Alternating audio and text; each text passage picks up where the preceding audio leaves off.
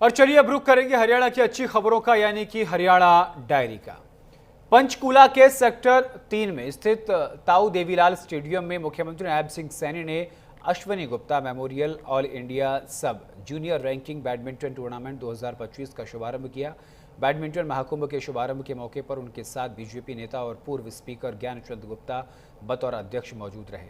पंचकूला के ताऊ देवीलाल स्टेडियम में आयोजित ऑल इंडिया सब जूनियर रैंकिंग बैडमिंटन टूर्नामेंट 2025 में देश भर के करीब 2000 प्रतिभागी हिस्सा ले रहे हैं। स्टेडियम के अलावा बैडमिंटन एकेडमी के 8 कोर्ट भी प्रतियोगिता हो रही है। 13 से 21 सितंबर तक चलने वाली बैडमिंटन महाकुंभ के अंडर 15 से अंडर 17 के 2 ग्रुप शामिल रहेंगे। इसके अलावा boys and girls mix event भी होगा। प्रतियोगिता के विजेताओं को हरियाणा बैडमिंटन एसोसिएशन की ओर से करीब 12 लाख रुपए की इनामी राशि वितरित की जाएगी। मुख्यमंत्री नायब सिंह सैनी ने कहा कि ओलंपिक 2036 की तैयारियों में अभी से कम करना शुरू कर दिया है। खेलों के लिए हमने खेल हरियाणा बड़े हरियाणा का विजन बनाया है।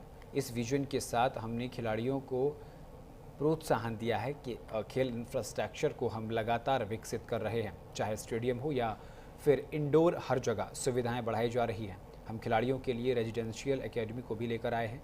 इसके अलावा आज मुख्यमंत्री सैनी ने शहरी स्थानीय निकाय लोक निर्माण विभाग HSVP और HSIIDC विभागों के कार्यों की रिव्यू मीटिंग भी की, जिसका मकसद प्रदेश में आधारभूत इंफ्रास्ट्रक्चर को और मजबूत करना है। बैठक के दौरान भारी बारिश और बाढ़ से हुए नुकसान की भी समीक्षा की गई। मुख्यमंत्री सैनी ने बैठक के दौरान अधिकारियों को कई जरूरी दिशा निर्देश भी दिए।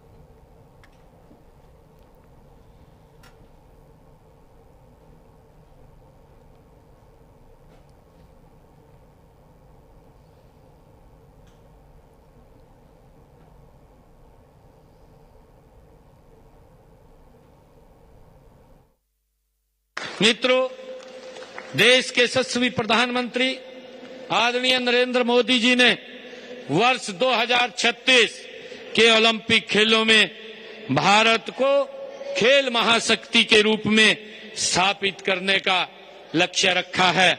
उन्होंने उन खेलों को भारत में करवाने का संकल्प भी व्यक्त किया है। हम उन खेलों की तैयारियों में अभी से लगे हैं।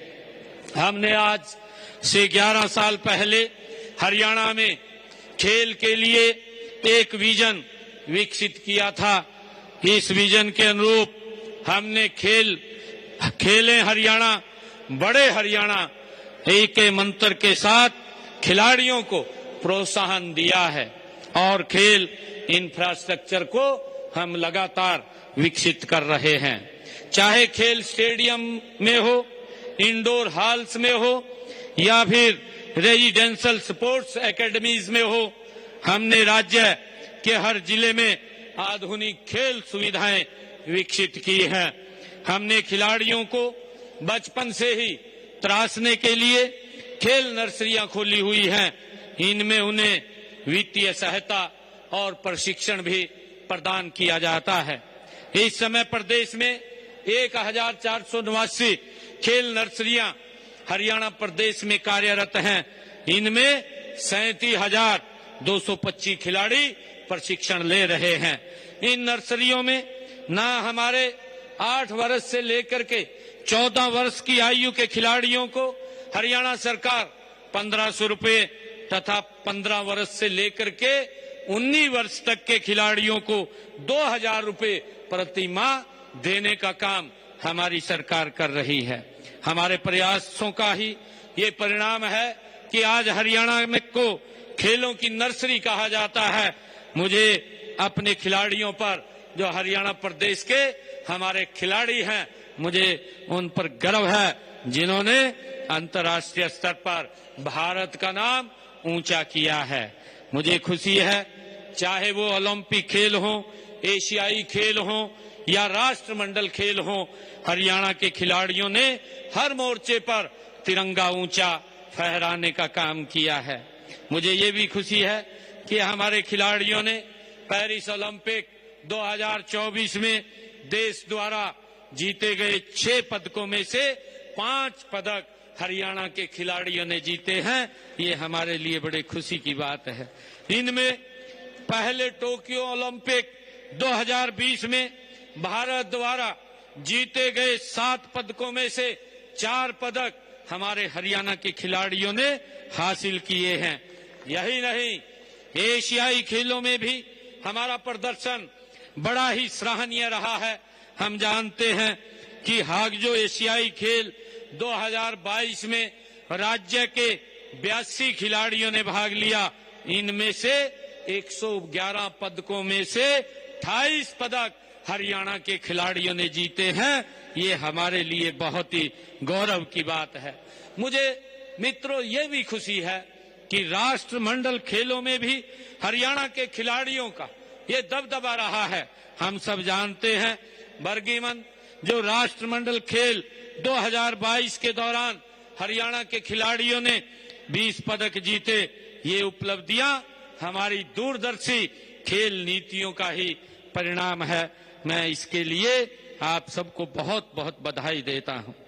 मित्रों, मुझे खुशी है कि हमने उत्कृष्ट खिलाड़ियों के लिए सुरक्षित रोजगार सुनिश्चित करने के लिए हरियाणा उत्कृष्ट खेल सेवा नियम 2021 बनाए हैं।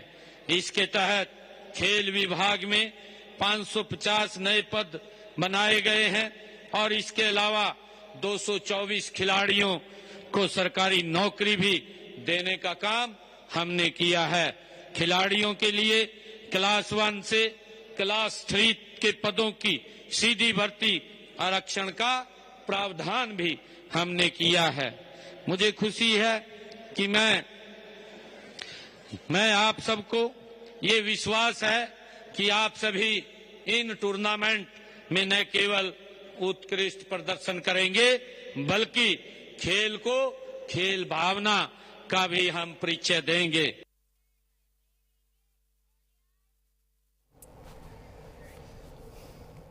और इसी के साथ एक छोटे से ब्रेक के लिए, ब्रेक के उस पार न्यूज़ इंडिया पर खबरों का सिलसिला लगातार जारी है। देखते रहिए न्यूज़ इंडिया। नमस्कार।